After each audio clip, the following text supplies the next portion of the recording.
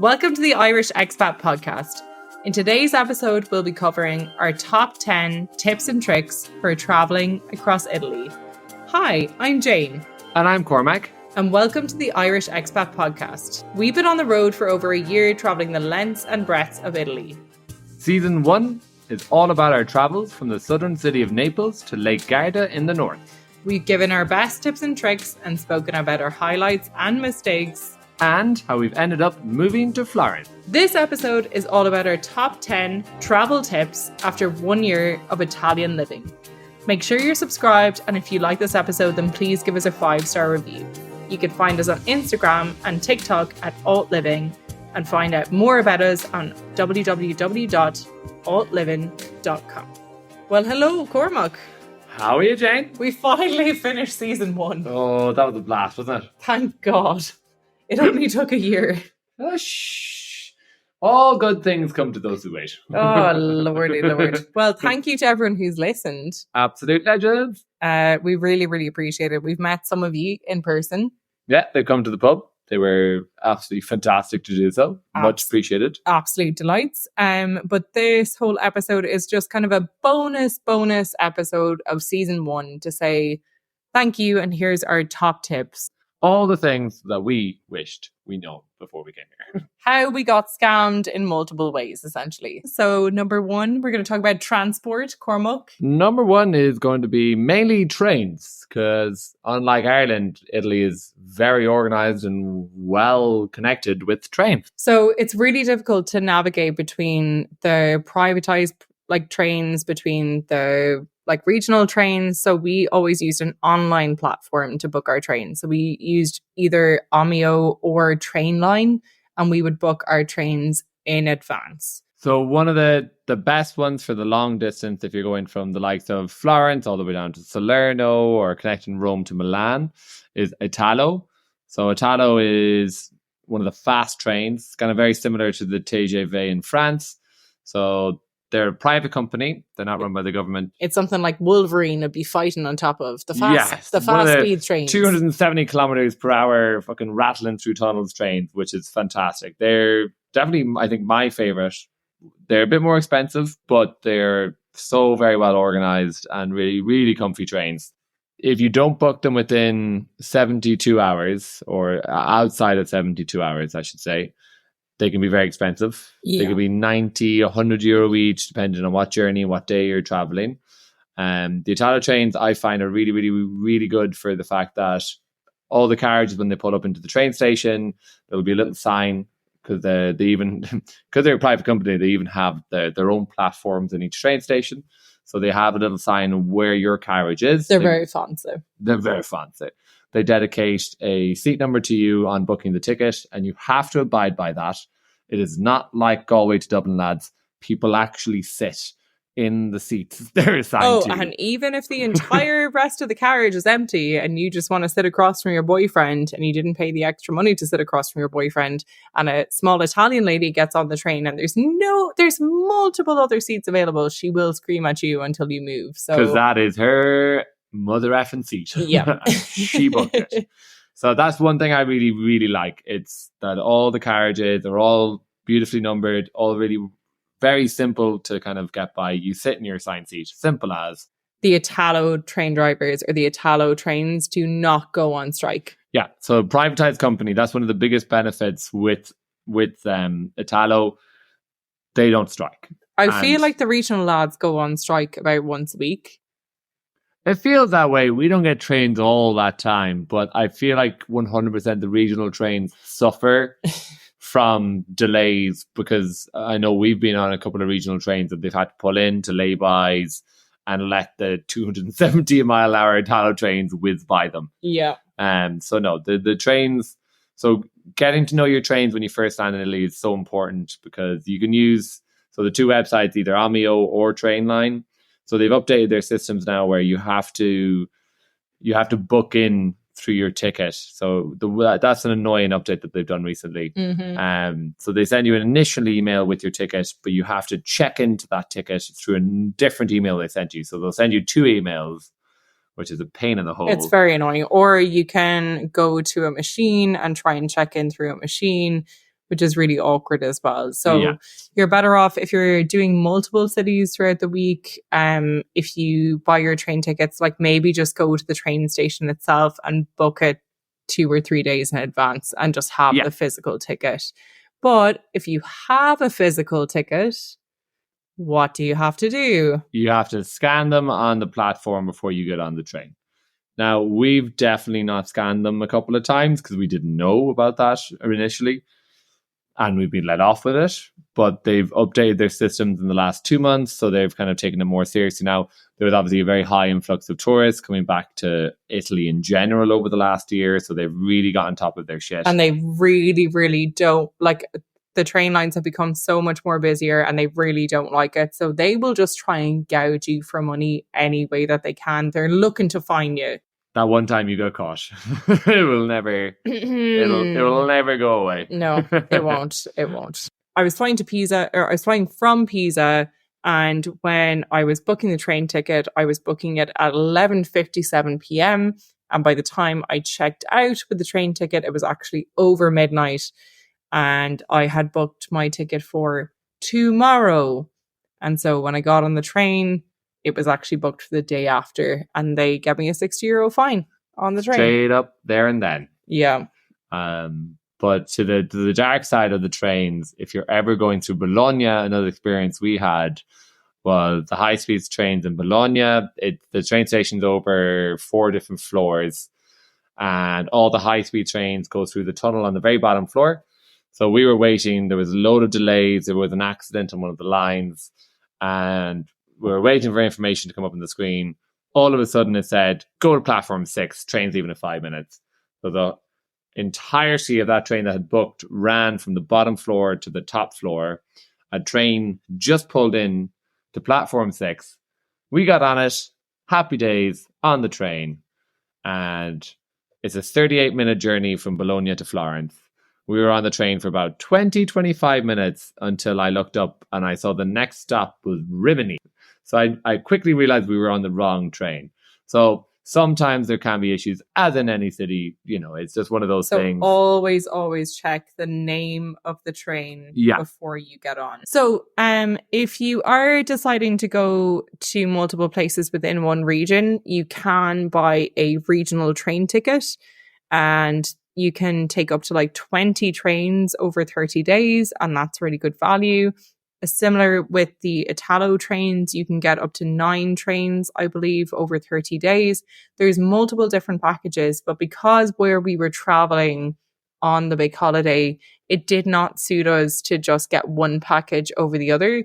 So we always bought our train tickets online just a couple of days beforehand, and that worked for us. Yeah. So the big thing is with the 2 different companies, Italo and Trenitalia, which is a subsection of Rossa.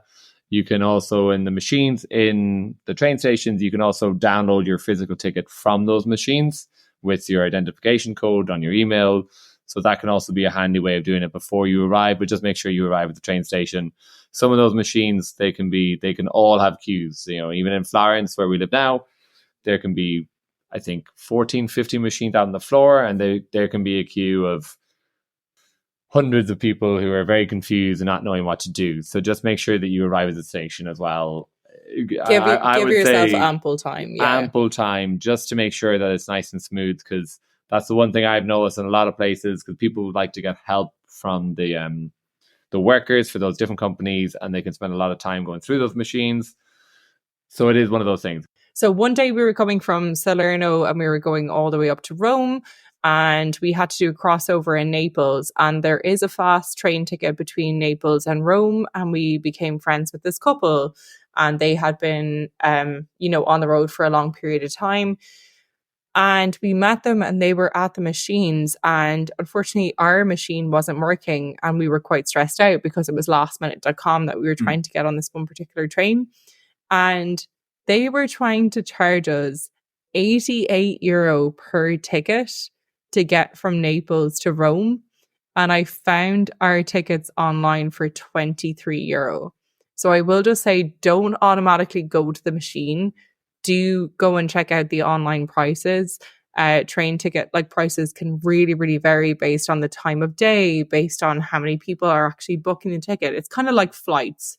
So I would just say always look at the train tickets and possibly book them in advance. If you feel like you're getting a good deal, then you probably are. So luggage, packing, suitcases, all that rigmarole. What do we require, Jane? What do we require? What should you bring with you? So a lot of people, unfortunately, we see every day. We live in the city center of Florence, and we see so many people just trudging around these massive bloody suitcases.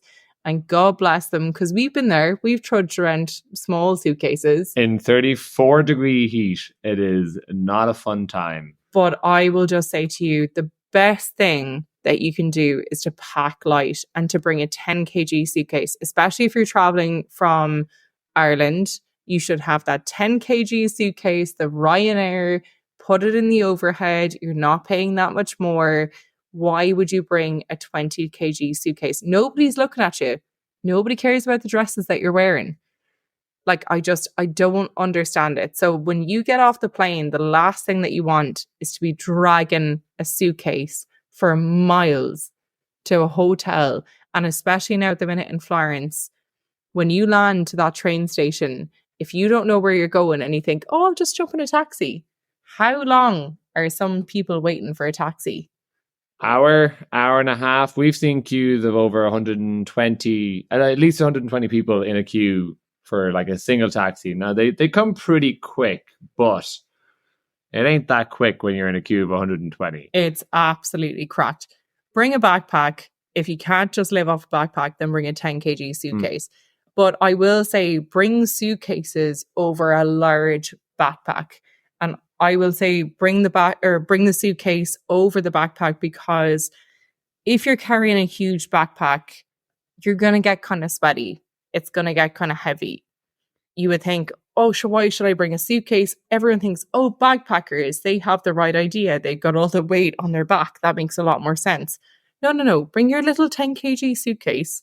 That's fine. If you really need to bring that with you, then that is the best way to go.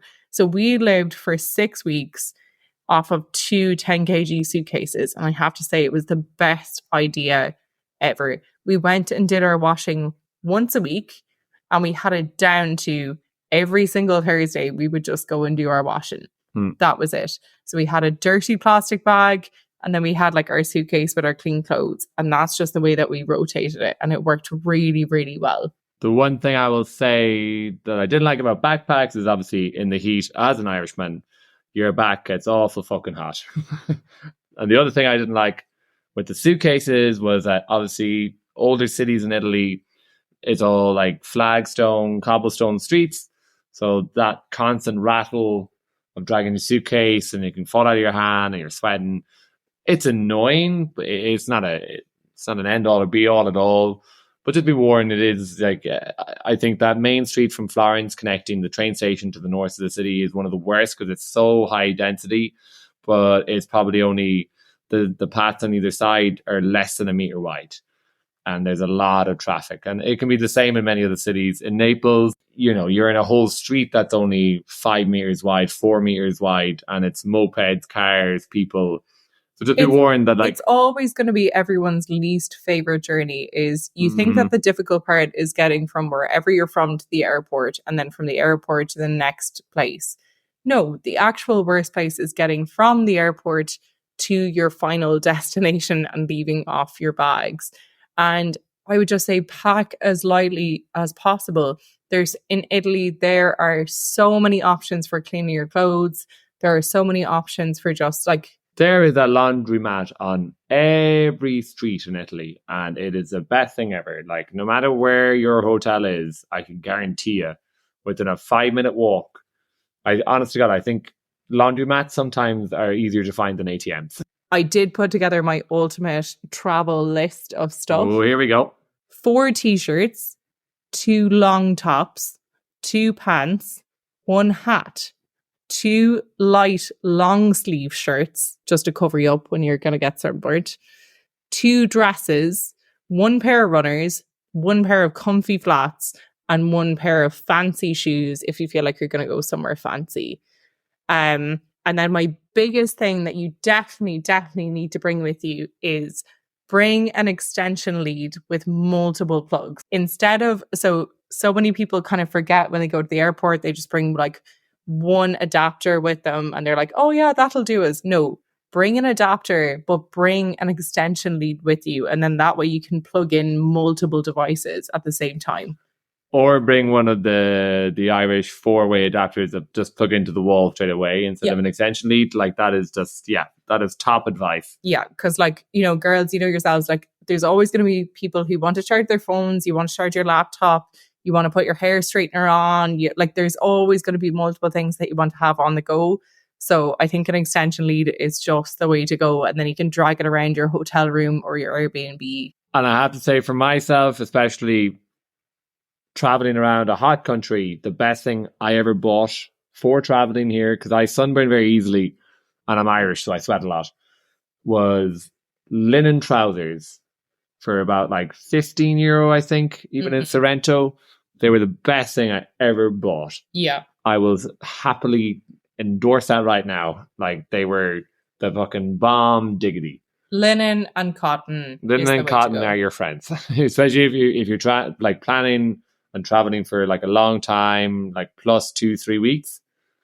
Get yourself a nice light pair of trousers, because for mosquitoes, for sunburn, just for general surviving the heat, if you're coming over to Italy in the middle of the summer, best way to go. 100%. And girls, I don't mean this in a bad way, but like you think you're going to come over and like wear a bunch of cute dresses and you're going to look fab and like your hair is going to look amazing, whatever. No, like the humidity is really hot. There's loads of mosquitoes. Like it's going to be like, especially if you come in like June, July or August, you're going to be roasting with the heat. Like all you're going to want to do is wear a pair of shorts and like have a light top over you just to make sure that you don't get sunburnt. So please think about, there's no point in dragging kilos and kilos and kilos of stuff around with you, especially if you're doing multiple places. So then moving on to meals and eating in general in Italy. So all the restaurants in Italy are kind of broken down into different little sections. So there's entecas, ristorantes, trattorias, and osterias. So enteca in Italian is just a wine bar. So nice and simple. They might do little crostinis.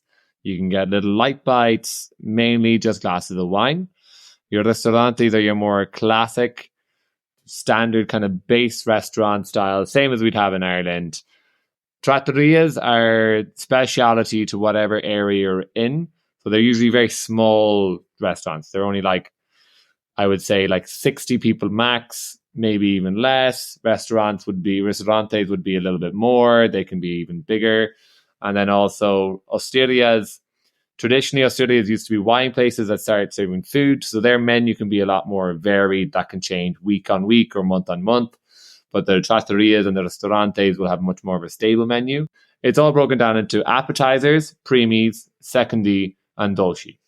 So you have your... So the Italian menu just is not conducive to the Irish way of eating. No. Italians will go to dinner for 3 hours. Literally 3 hours. So they'll arrive and they'll have like their little appetizer plates, which will be your cured meats, your cheeses. They can be sometimes as well, some restaurants will have the soups. Sometimes they'll have little like zucchini flowers that are deep fried. Or like fish dishes. Small little fish dishes. Then they move on to premis. Premis are basically pastas.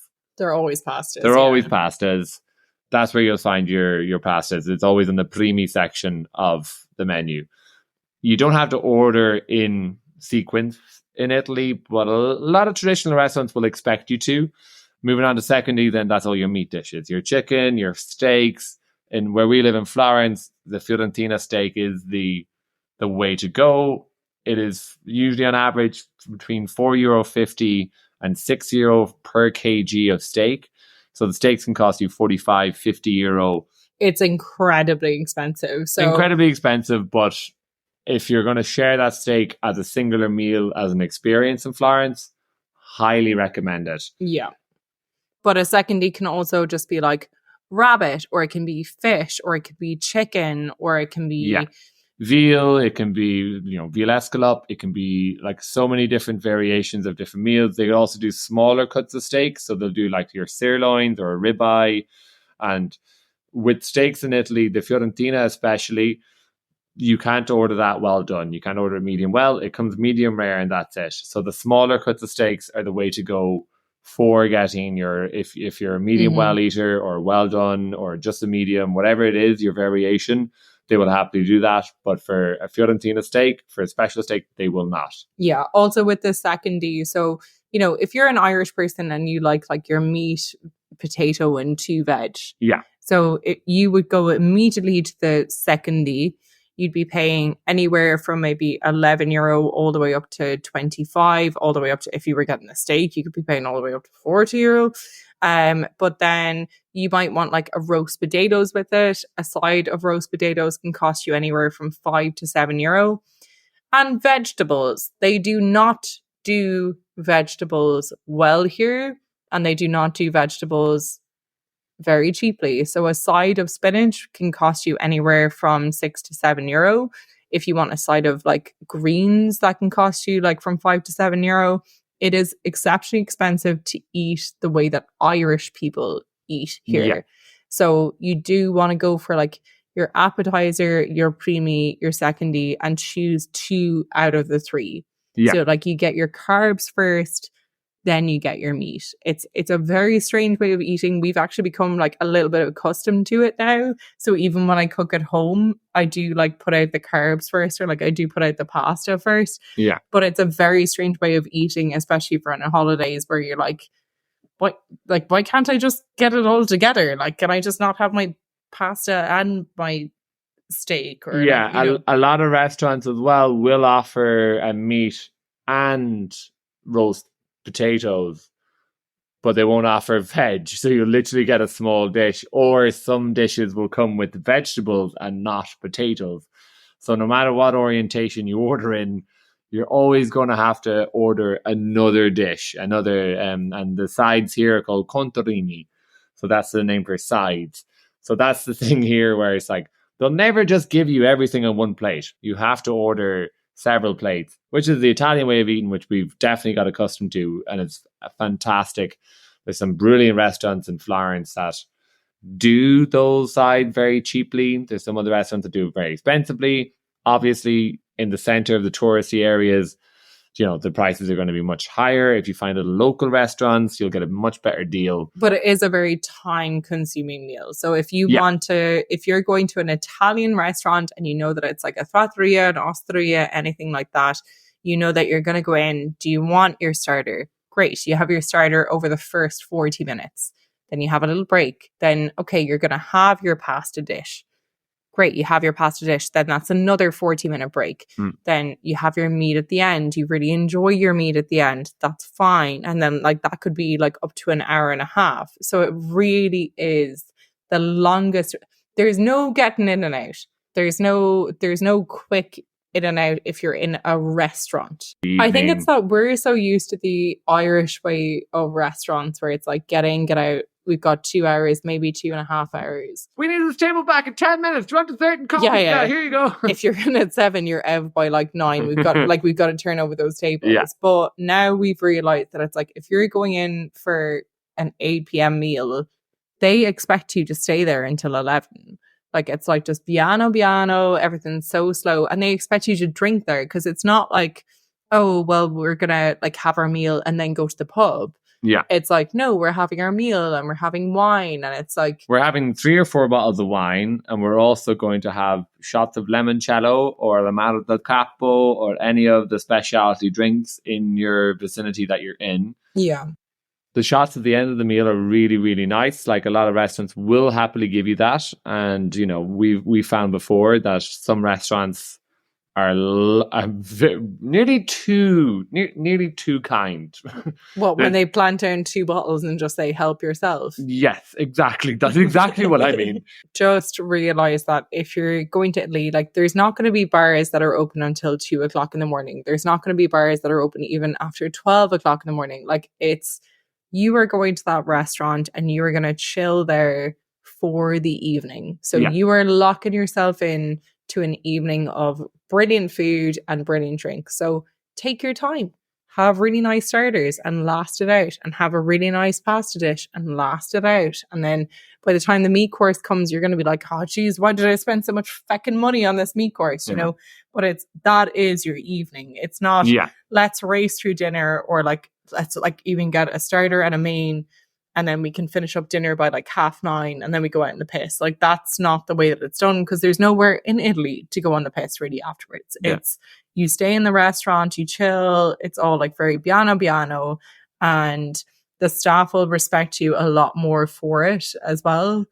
You'll also end up doing the exact same thing for lunch. A lot of places will open for lunch around 11, 11:30. So people will get into the restaurant around 12, and they'll stay there until they close at 3. So between 3 and 7, the restaurants will close again. Long lunches, like 12 euro set meals as well sometimes, depending where you go. So you'll see a lot of menus outside restaurants say pranzo, tutte menu. So for lunch, whole menu, and depending where you are, it'll be 12 euro, 15 euro. You get your primi, your secondi, a side dish, and a glass of wine and water, all for a set price, which is incredible. So you get a better deal at lunchtime, better, longer experience at dinner time. But no matter what choice you may end up making, the food's incredible. So a lot of people who haven't been to Italy before don't realize that when you land in any city, you have to pay a city tax. And so whether you're staying in booking.com, whether you're staying in an Airbnb, if you're staying anywhere that's essentially not a hotel, and even sometimes in a hotel, they will ask you for a city tax. And so you have to present your passport, and you have to pay between €1 to €5 per person per night, and you have to pay it in cash. And I know that the first few times that we did this, we felt like we were getting kind of scammed, or we didn't know what was going on. But this is a totally legal thing. This is what they have to do. And so they have to take pictures of your passport. And sometimes if it's a check-in through Airbnb, they will ask you to submit photos through, they'll ask you to submit photos of your passport through Airbnb. And then you have to send in the cash balance or leave it in the accommodation. So I just want to note that it's not a scam. It's really a thing. You do have to pay city tax if you're staying in some cities across Italy. But based on that, what are scams, Cormac? Well, there are many. We have seen our fair share between accommodation scams, which is a whole other episode, and between just on the street scams, there are quite a few. So one that's kind of very general all over Italy, because everyone always says there's a stigma with Naples itself, traveling there, be careful of pickpockets. And I have heard some horror stories. We never had that, as we said in our Naples episode. Yeah, we've been there 3 times now, and we never really had an issue, but I've always been very cautious in Naples. So I always recommend having your good old fanny pack. That was my go-to kind of thing to have when we were traveling around the high density cities. Obviously, as well, it was more a thing for me to not have a backpack on my back in the middle of the day and it's hot. So every single city that we've been to in Italy has always had the lovely guys going around. Be like, would you like this bracelet? Would you like this bracelet? We have these beads. We have these things. We're like, oh, they're lovely. And he said, oh, here, try it on. Yeah, or it's like a gift for you. It's a gift. Yeah. And we're like, oh, wow. And then he puts it on your wrist, ties it nice and tight. And then all of a sudden it's, my family lives over here and I want money from you. And it's... Yeah. So you need to pay me like this amount of money. I need this amount of money. You're after accepting this. You need to pay me. And like... Yeah. Livorno was very bad. Florence can be bad as well. You can get the normal kind of things that you obviously can see a lot of the time. There are guys going around selling the roses, guys going around selling Polaroid pictures, guys going around selling around skins. Like the biggest one in kind of Rome and Naples and Florence is the painting. So they put paintings or like pictures down on the ground, and you think, oh, isn't that lovely? Now they're selling like 2x4s of these shitey paintings, and sometimes you see Americans buying them. And no, the whole thing is that they wait for someone to stand accidentally on the paintings, which we have witnessed firsthand in Florence. yeah, so they put them in high traffic areas, Yeah. and if you accidentally stand on one, then they say, oh, you have to give me €50. And they will harass and harass and harass you for it. And it went quite viral a few months ago of a guy like catching them out for doing this, because it's completely illegal. They have no right to be selling their paintings there. Like, as soon as the cops show up, they're already gone. Yeah. So just if this ever does happen to you, just say, I will call the police to organize the situation, and they will just leave immediately. Yeah. So don't worry about it. But yeah, they can just be really, really mean. And especially they even do it to children, which I don't agree with. Like, you know, like if children kind of go rogue and they run across a couple of these print out photographs from the internet, they can just be like, oh, your child ran across it, you have to pay me a load of money. Yeah, they damaged it. Now it's your problem. You have to pay me, which is a horrible, horrible thing. The other one that you kind of touched on was the roses. Like, if you're out having like a lovely meal, then there are some guys who will come in and be like, hey, do you want to buy roses? And you just... And it's not necessarily a scam, because like a lot of cities around the world has this, but it's more that, you know, they'll be very persistent. Some of them can be extremely persistent. Some of them can be extremely expensive. I've bought you one or two of them before, but I've never paid more than... He says bought me one or two. He's found them on the street. But anyway. Hey. They've come from a fine supplier of beautiful boutique flowers. People who left them in the pub. Yeah. But they should cost between €1 or €2. And a lot of places, a lot of people will ask for €5, €6, depending on how much he thinks he can get out of you. Honestly, you know, if you have the money to pay for it, want to buy your lady flower, fucking do it. Absolutely no problem. But some of them can be very persistent and annoying, and just kind of get in the way of your conversation. Even when you say politely, sorry, no grazie, tutto a posto, I'm all good. Mm-hmm. They will keep asking you. But so here's the cheat code, right? Yeah. The best thing that you can say to any of these lads, whether it's the bracelet lad, the picture lad, anything, just turn to them and say, basta. Basta. BASTA, which means enough in Italian. And it's kind of like a motherly scolding. It's like... it's a word that not everyone knows, even as tourists. If you're Googling phrases to understand in Italian, it's one you won't come across that often. But basta, loudly saying it or clearly saying it, basta, is enough to deter any... Yeah, it just means like enough is enough. Like, basta. Don't even try me. So the other way that we get around it, if we've said basta and they're still coming up to us, we just say solo carta, which means like we only have card, we don't have any cash, please fecco. My next one is about mosquitoes, because I have a mild allergic reaction to them. And so I never knew that this was a thing before I got to Florence, which is ridiculous because I lived in Australia for a while, but there is such a thing as mosquito spray. So go to different pharmacies, and please let me tell you, do not go into like the likes of Sephora or like, you know, just like this kind of small pharmacy. Go into the big industrial pharmacies and ask for the industrial spray. You don't want a spray that looks like lemon. You don't want a spray that looks like, oh, sure, there's a bit of thyme in it. That'll keep them away.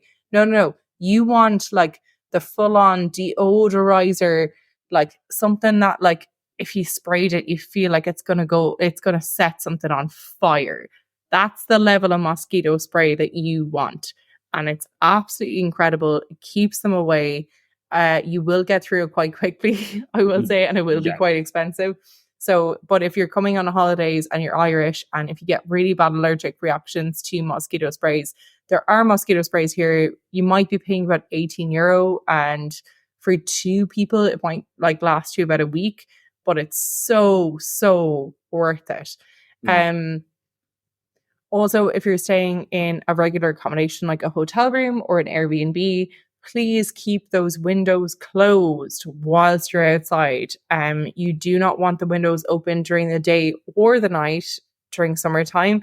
one, it's just going to let in the heat, and two, it's going to let in all those mosquitoes. Unless you have a mosquito net, there is no chance in hell that you want those windows open at any time of the day or night. So another trick as well for when we're in the pharmacy is look for the spray that says forte.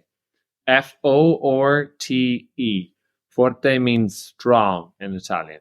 So they're the sprays that you will live by.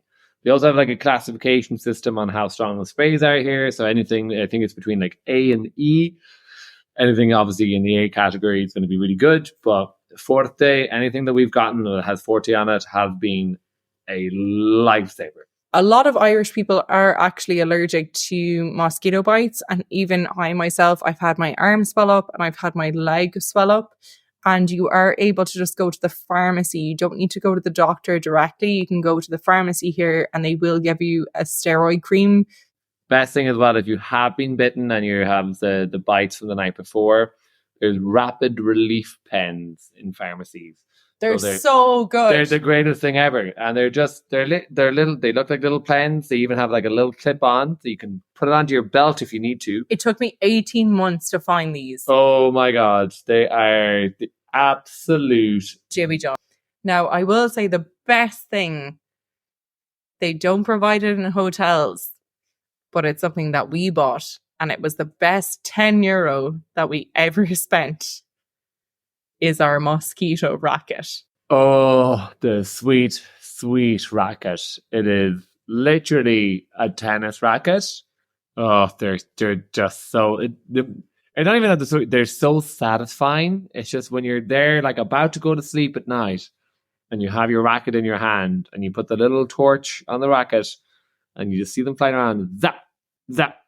Oh, it's the weirdest thing to explain to someone who hasn't seen them before. It's just it looks exactly like a tennis racket. Exactly like a tennis racket or a badminton racket, and it's electrified, and there's a little torch on them, and so you turn on the torch, the mosquitoes go towards the light, and then you can just zap the mosquitoes. And that's a shit out of little bastards. It's really amazing because there's nothing more annoying than if you come on holidays and there's one mosquito in your room and you just cannot go to sleep. I will also recommend to definitely get earplugs, especially if you're staying in the city centre of anywhere in Italy, just because of the noise, but also because of the mosquitoes, because there's nothing worse than getting a really, really itchy bite and then for the next 6 hours staying awake because they're just flying into your ear. It'd be like, zoom, zoom. It's just the worst. So it actually took us about 3.5 months to find these rackets, and once we did, we were like, we're never going back. Like, it's now they might not be the best thing ever if you're just traveling for a short term in Italy. No, they have the little travel ones. They do have the travel ones, but it's always going to be that thing about bringing them home and like how much effort people want to go into. But we highly recommend them. We gave one to your brother, and he sat up at night before he went to bed with his daughter sleeping in one room and his partner was sleeping in the other room. He had a glass of wine and his racket. And that was the best fun that he had on the entire holiday. He was just sitting there drinking wine, zapping away, and he slept like a baby. Yeah. Another tip that I would suggest as well, working in the service industry, is that when you're in Italy, a lot of places don't really expect too many tips. Obviously, restaurants, they'll always get some tips. A lot of places charge a coperto, so your table charge, basically, table service. Standard is about €2.50. You know, some places will charge you a little bit more. But we highly recommend anytime we've just shown our generosity for good service and given like a $5 tip or $10 tip to a good bartender, a good waiter, or anything like that, we have gotten mostly to bartenders, waiters in restaurants, not so much. But like if we go to Italian bars, and we tip them a little bit, they're like, "Oh my god, why are you tipping me?" Because there's no coperto in bars here. So they're just like, "Oh, sound, you're my new best friend. Yeah, here's a free cheap shot," or like, "What information do you need?" Like one lady, I have to say, in Sorrento. Nikita, I don't know if Nikita listened to this podcast, but if you do, Nikita, we love you. Such a pleasure. We tipped her, like she was so lovely, but then as soon as like we kind of gave her the money as well, she came over with 2 shots, immediately had one herself as well, and then started giving us all the information about the local places, like the bus routes to find the secret beaches that none of the tourists knew about, like all the places that you can go where you're not going to get charged extortionate rates. And she was very much like, oh, have you guys rented a car? And when we said no, she was like, oh, that's really disappointing because I know loads of places that are just outside of Yeah, and it's also really sad because she wrote down a beautiful list of recommendations for us that we lost on the holiday, because obviously we would return this information as part of the podcast, but we can't. So I have to say, like, anytime we've tipped, like, and I'm one of those people, I'll always tip for good service every time we go to anywhere. But the reaction over here in Italy is incredible compared to sometimes, you know, I remember tipping even in Ireland sometimes, and somebody even just was like, oh yeah, grand. So when we came to Italy, we were still under a strict budget. I was still working. You were looking for work. You were probably going to go out to the WUP system. We were under a pretty stringent, non-stringent bank balance. And so we were looking for always the cheapest places to eat and drink and the most fun places. And I think this is somewhere that, like, this is something that we still do in Ireland. I think we'd always do this no matter which country we went to. But our rule is to always find the shittiest bar sign. Now, hear us out, okay? You are walking, you get out of Naples train station. You're walking down the main strip there by Garibaldi, and there's a load of restaurants, and they all look kind of nice. What do you see on the left-hand side? A shitty bar sign. Sit down there. Beers are half the price. You get beautiful food. It's just absolutely amazing. Sorrento, you walk around, you're like, oh, this is way too expensive for me. Everything's like a million fucking bajillion euro if I want to sit beside the seaside. What do? See a shitty bar sign. Oh, you've got a terrace that overlooks the fancy places and you're charging €3.50 for a gigantic beer. Well, then, yes, I will sit here for the day. And when we say shitty bar sign, we literally mean like the classic hanging out of the building, neon old signs. Neon with one of the letters definitely like, flashing. I was going to say, even sweeter if one of the letters either is completely broken or flashing. Or like, hanging off. Or missing, or it's just, I don't know why this method of, you know, choosing a bar has worked so gloriously in our favor. But we have been to 21 cities across Italy now, and every single time it has served us well. Now, and you know, it's like the shitty bar sign method is always different. You know, like some bars don't even have signs outside. They're just, you just see like above the door. It's like bar this, but you can just get the vibe of like a dive bar, of a quintessential like dive bar etiquette. Yep.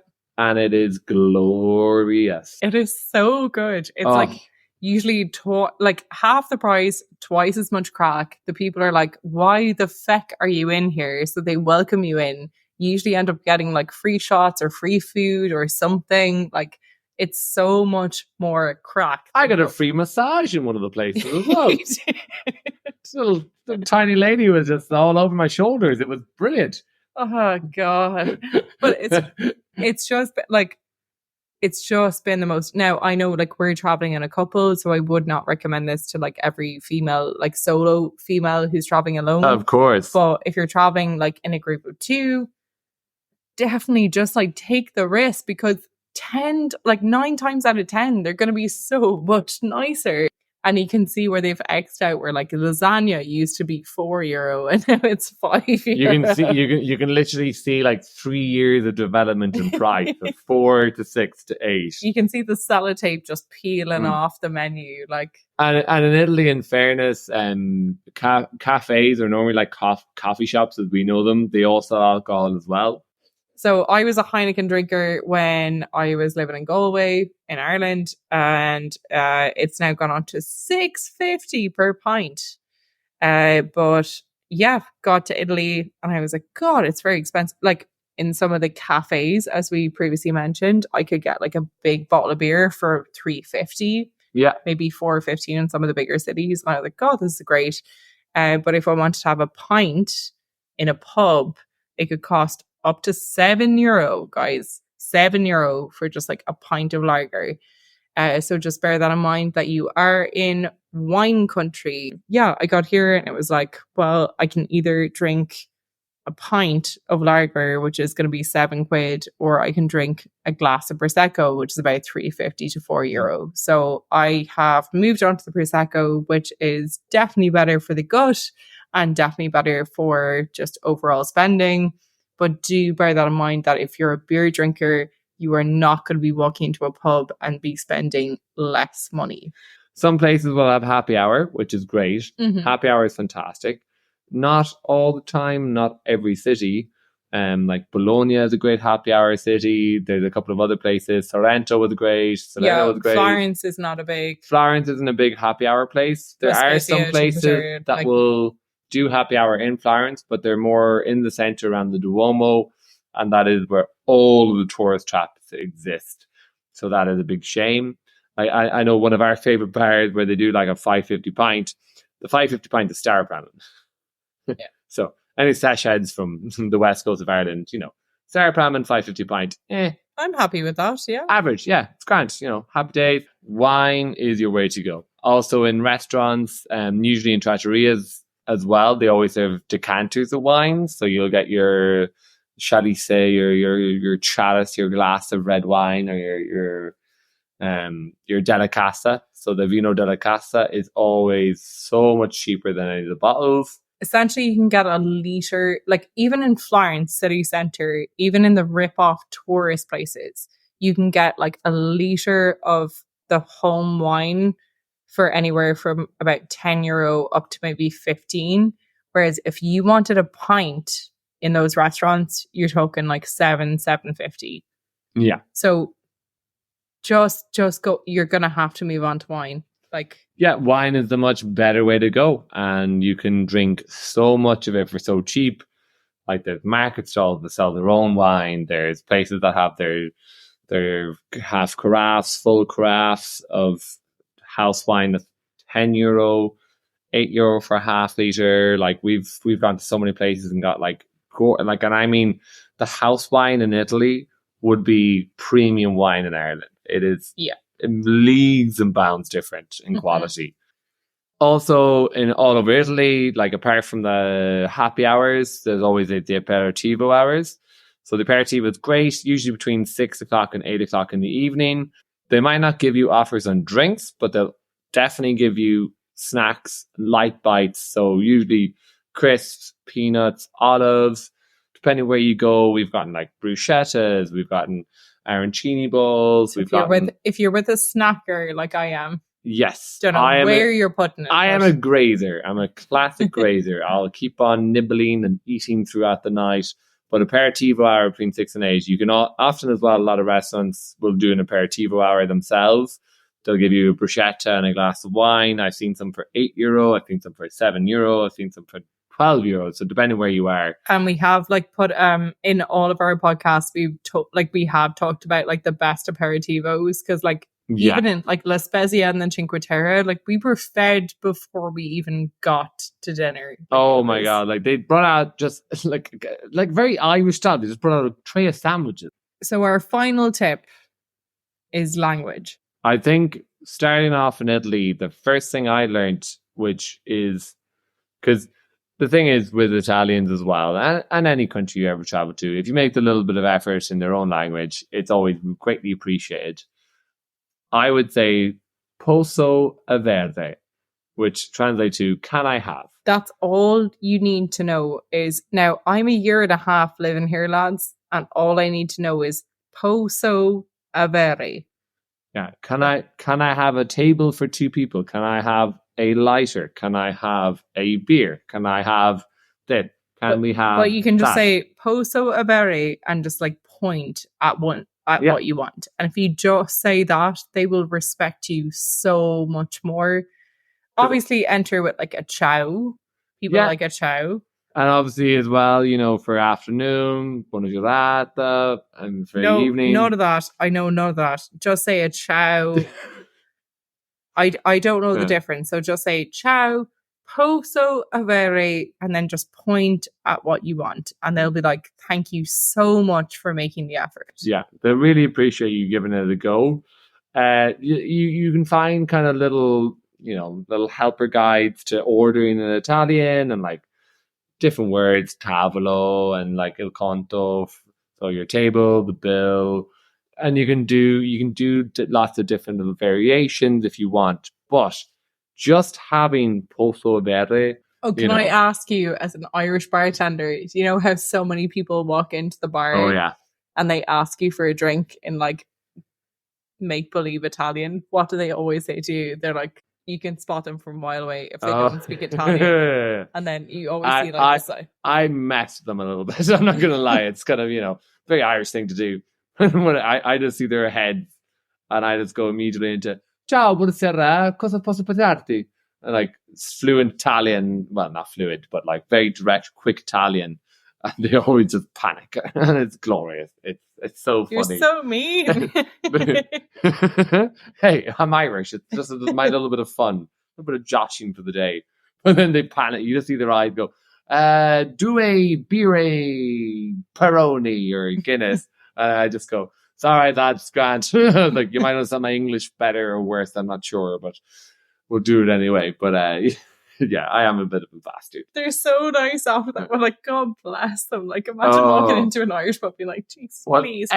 Any Irish person I've ever gotten with that have been like, thank Jesus you fucking speak English. Good God. I think that's all the tips I can think of off the top of my head. Other than, enjoy yourself, roll with the punches, enjoy the culture, ask lots of questions. Lifestyle here, la dolce vita is... Have a lovely girlfriend who plans everything for you. Oh, well, if you're not coming over with that, best of luck. So I'll say, best of luck. Make friends with as many bartenders as you can. But no, roll with the punches. Enjoy yourself. Relax. A dolce vita. Italians enjoy life slowly, and it's piano. We're Jane and Cormac. If you liked our podcast, then please subscribe and please give us a 5-star review. It's free and takes just a couple of seconds. You can follow us on social media at All to Live In, and you can download our Excel sheet with all of our accommodation, restaurant, transport, experience, and budget details for our 6-week holiday on altlivin.com. Bye. Season 1 out! See you in the next one!